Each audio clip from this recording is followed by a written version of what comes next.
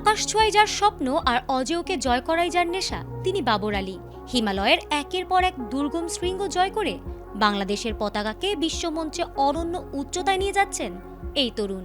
সেই ধারাবাহিকতায় এবার প্রথম বাংলাদেশি হিসেবে বিশ্বের পঞ্চম সর্বোচ্চ পর্বতশৃঙ্গ মাউন্ট মাকালু জয় করে ইতিহাসের পাতায় নিজের নাম স্থায়ীভাবে খোদাই করলেন এই অদম্য তরুণ।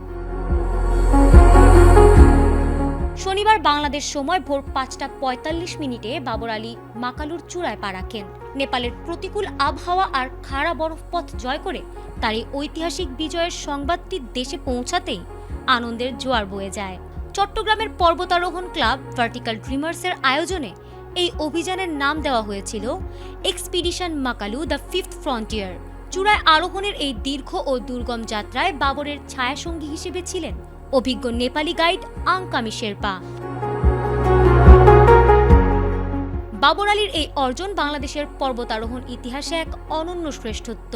তিনি এখন প্রথম এবং একমাত্র বাংলাদেশী হিসেবে বিশ্বের ৮০০০ মিটারের বেশি উচ্চতার ৫টি পর্বতশৃঙ্গ আরোহণের রেকর্ডধারী।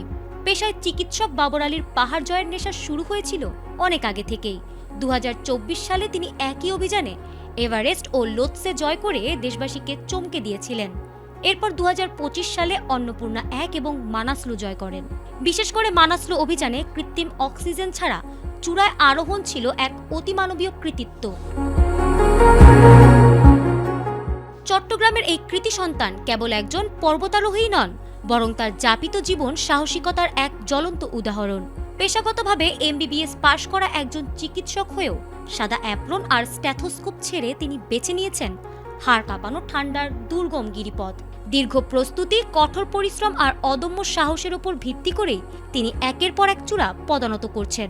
মাকালু জয়ের মাধ্যমে বাবর প্রমাণ করলেন, লক্ষ্য যদি স্থির থাকে তবে প্রতিকূল প্রকৃতিও হার মানতে বাধ্য।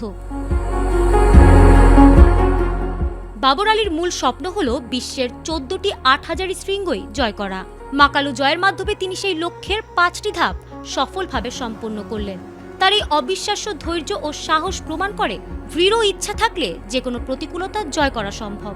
বাবর আলীর এই বিজয় কেবল একজন ব্যক্তির নয়, বরং হিমালয়ের বুকে বাংলাদেশের সক্ষমতার এক উজ্জ্বল দৃষ্টান্ত। ফারহানা হক, এটিএন বাংলা।